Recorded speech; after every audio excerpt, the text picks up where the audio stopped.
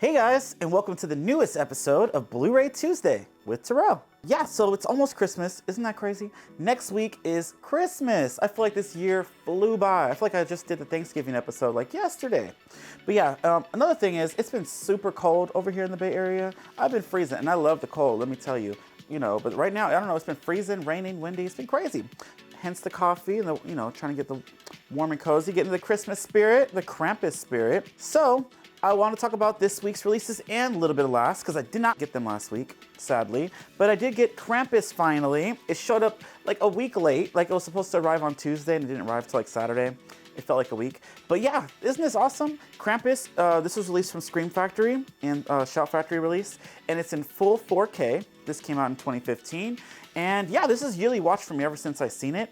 And as you can see, all the little cool collectibles.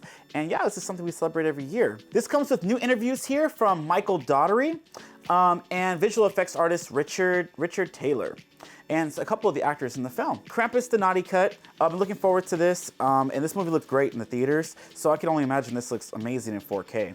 But yeah, Krampus, love this slipcover. This is from, again, Devon from Cavity Colors. Instagram handle is Devon Draws. So this was released on a shirt, I think last year, and it looks kind of cool in the slipcover. I haven't opened it yet, but I'm sure the inside has the original cover, which is like the Krampus hand with the little snow globe. Yeah, I'd recommend picking this one up. A lot of these movies that's from Scream Factory have been like going out of print. There's a movie that just came out a few weeks ago. I think it was Arrow though. Phantom at the Mall, I believe. I've never seen that. If you've seen it, let me know how it is. Because it's out of print. I looked it up the other day and it was like over $100 on Amazon. I was like, what the fuck happened? I feel like that just came out. But yeah. So speaking of movies that came out a few weeks ago, Josadi, the guy who records this every week, wanted me to talk about Menace II Society. This is a classic 93 film from New Line Cinema, back when they came out with a lot of the urban movies, as well as the Nightmare on Elm Street. Every time I see the New Line Cinema like symbol, I always think of Freddy Krueger. When I was a little kid, you see that big red banner. Ooh, New Line Cinema. Awesome, right? Anyways, Menace II Society came out in 93. I remember seeing this when I was younger, and it came off as like a horror movie to me because I've seen people get shot up all throughout the fucking movie. But I don't remember it particularly too well. I do want to revisit this, but it's about a guy in the ghetto. I guess he's like in a gang or so, and he wants a better life for himself, but like the temptations of like how easy it is to just get into that environment, it's like keeping him from that. And basically that's what this movie is about. And yeah, this release is awesome. Criterion always puts out some nice releases. Look at this. It has a little slip box. I'm sure it has a cool little book inside. It has a lot of bonus features, new interviews with cast and crew, featurettes, and it has a cool little essay here. I don't know, this looks awesome. I definitely gotta add this to my collection. Barnes & Noble probably has their Criterion sale coming up. They have it every other week, I feel like. But I believe this was going for like $24.99 on Amazon. And it's in full 4K, which is awesome. I definitely need to revisit this movie. 90s classic, I love 90s movies. And yeah, I'm definitely gonna check this out. Yeah, so thanks for bringing this. But yeah, Menace II Society, Criterion. All right. Also from last week that I did pick up, that came late, is Rick and Morty. I love Rick and Morty. My favorite episode is the Scary Terry episode. I think it's season 1, episode 2. And as for obvious reasons, I love Freddy Krueger, and he's just like that. He says bitch every 2 minutes, which is like my favorite word. But yeah, Rick and Morty, season 5. I have not seen this season, but I'm looking forward to it. Best Buy did release a steelbook last week for this release, and I missed out on that, so I'm still looking out for that. But season 5 did hit, and hopefully I'm looking forward to the next season. Oh, and it's uncensored. It has all the bonus and all the uncensored shit. They added more stuff to it, uncut. That's cool. All right, I like that monster on there. Yeah, Rick and Morty. All right, guys, moving on to the next release from last week that I finally got late is Creepshow Season 2. Again, Best Buy always fucks me over lately. This is a bare bones edition in my opinion because it originally comes with a slipcover. And my first season has a slipcover. I know, collector problems. And this just looks stupid sitting next to it. But yeah, anyways, Creepshow, it has the holiday special, has the Christmas special included that came out last year. It's kind of perfect to watch for this current season. Also, it might be a cool stocking stuffer. All these could be cool little stocking stuffers if you guys don't have any like giftables. But yeah, this has a lot of bonus features. It has all 11 episodes from the season. It looks cool. I liked season 1. It was hit and miss, but I liked it overall.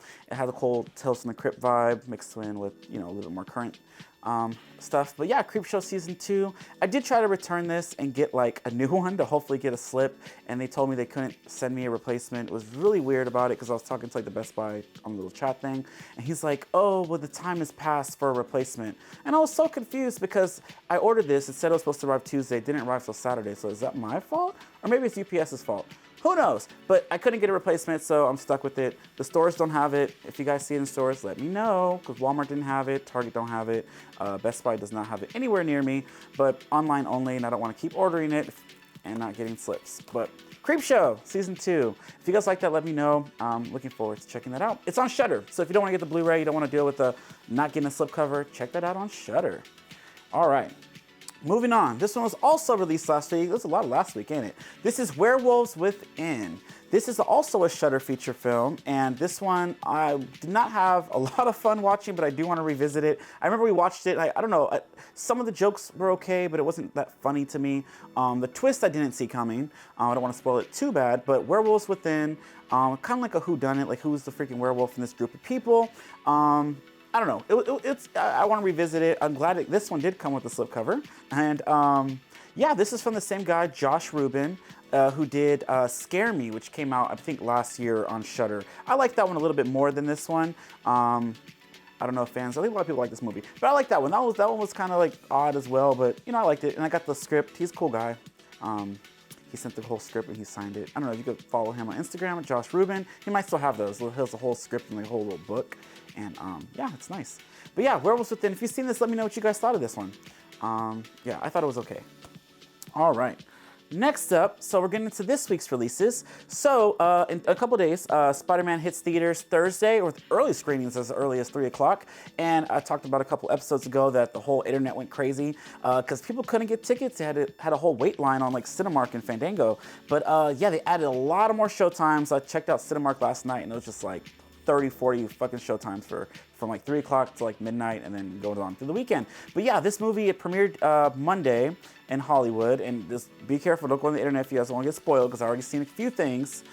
Twitter is the devil. But yeah, Spider-Man hits theaters. It's a big experience because they're incorporating the other 2 Spider-Men from the other movies, with Tobey Maguire and Andrew Garfield, and their villains. So I'm really looking forward to that and see how this multiverse thing plays out, and to see where the next phase of Marvel goes. So, and with that, I want to talk about Venom, Let There Be Carnage. This one right here is the sequel to Venom that came out a few years ago, I think 2018. I liked that movie. I know a lot of people gave it flack, but I liked it. And I love this one. This one was fun. Had a little bit more comedy, I would say, but it was short and sweet. Like the first movie was like 2 hours long. This one's like maybe an hour and a half. And for a superhero movie, that's kind of rare because usually like 2 hours and 30 minutes, whatever. This one just gets straight to the point. And when I was a kid, when I was watching the Spider-Man animated series, I loved Carnage. She was like sinister, creepy, crazy, scary, and it was everything I was living for. His only weakness was like the whole, you know, the bell thing, like Venom. But I don't know, he's crazy, he's deadly, and Venom was scared of him.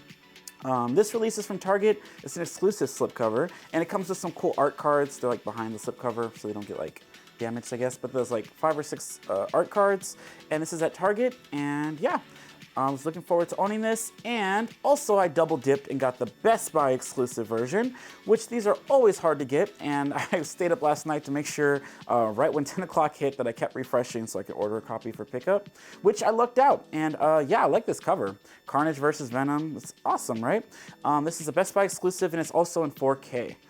This has a couple, not as much bonus features as I thought, maybe because these movies hit Blu-ray so quickly nowadays. I feel like it's just yesterday I saw this in theaters. But yeah, it has deleted scenes, a couple outtakes, and a featurette. And yeah, looking forward to watching this again. Stay tuned to the end credits of this. Spoilers. Anyways, whatever. If you didn't see it, that's your problem. But yeah, stay tuned to the end. There's an end credits that brings it into the Spider-Man movie that does hit theaters, which I'm excited to see where that plays out. Bringing the Sony Venom into the Marvel Universe. So yeah, it was been out for a while. Y'all should have seen it. All right, so moving on, guys. So a couple more. I feel like I have a lot to talk about today. So the next one that came out today is The Mitchells versus the Machines. This was a Netflix movie that came out a few months ago or so. And I guess it's like a Sony film as well, but Netflix bought it and they released it. Now it's on Blu-ray. You know, not a lot of Netflix movies reach Blu-ray. So I was really surprised by this. And what got me is this cool little slipcover. I don't know, it was really nice. It's kind of like a nice little sheen to it. It has Maya Rudolph, the comedian from Bridesmaids, one of my favorite comedies. And it also has Danny McBride. It has John Legend. It has a lot of cool actors that are voicing these characters. I guess they're on like a road trip or something. It's like a family-friendly film. And then they get like stuck in this like robot apocalyptic area or something, or they have to like save the world, or everyone's turning robots. Something like that. It sounds cool. And yeah, look at all those robots. So I guess they have to save the world, and they're supposed to be like a dysfunctional family. With the people I just named, I could only imagine. But yeah, it's from the makers of Spider-Man Into the Spider-Verse and the Lego Movie. I love both of those, by the way. But yeah, that dropped today as well. All right, and rounding out this week's releases is from Artsploitation Films, and it is Plagiarism. I think I said that right, but that's what this is. This is a crazy, like, artsy horror drama trauma type of film about a guy who's like infatuated with this movie star right here, and that's his girlfriend here, and he's just like, I don't know, it's like, I don't know, he just loves this guy, he dreams about him. The whole movie's like a music video, I felt like they're like throwing up green stuff. It was really like a video game. I don't know, it was really weird, but then when you get to the end, you see why it's like that. Fuck, I wish I could spoil this. But this movie is pretty crazy. If you're into like art house, semi-slow burn, it did get quite, it was kind of fast. It's like an hour and 28 minutes or something, 20 minutes. But that end scene kind of got me. I kept thinking about it afterwards. Like, it makes you kind of want to rewatch it to see all the things that were happening to this character as the movie was going on, and little things, plugs that were in the movie. Like, there's like a pig that does symbolize something. And then the guys that he surrounds himself with when he goes to the club, and how awkward he is. Basically, it's about trauma. Something happens to him, and that's the reason why these things are happening. And he's in this dreamlike world, like this art side, like, I don't know, it's like a music video. It's really crazy. But yeah, it's pretty fun until the end. But I'd recommend it, but I wouldn't recommend it to certain people, I guess I would say. But yeah, Artsploitation, if you know their films, then you can kind of get an idea of where you're in for. Kind of graphic, and I liked it. I'd give it like a 4 out of 5. But yeah, Plagiarism. That movie is pretty good too. So yeah, that's all I had for this week. And next week is Christmas. I can't get over that. That is crazy. But yeah, so maybe next week we'll talk about some Christmas horror. And yeah, we'll get into it. So until next week, guys. Yeah, thanks for watching Blu-ray Tuesday with Terrell. Don't forget to like and subscribe. And don't forget to stay warm and cozy during this holiday season. Bye.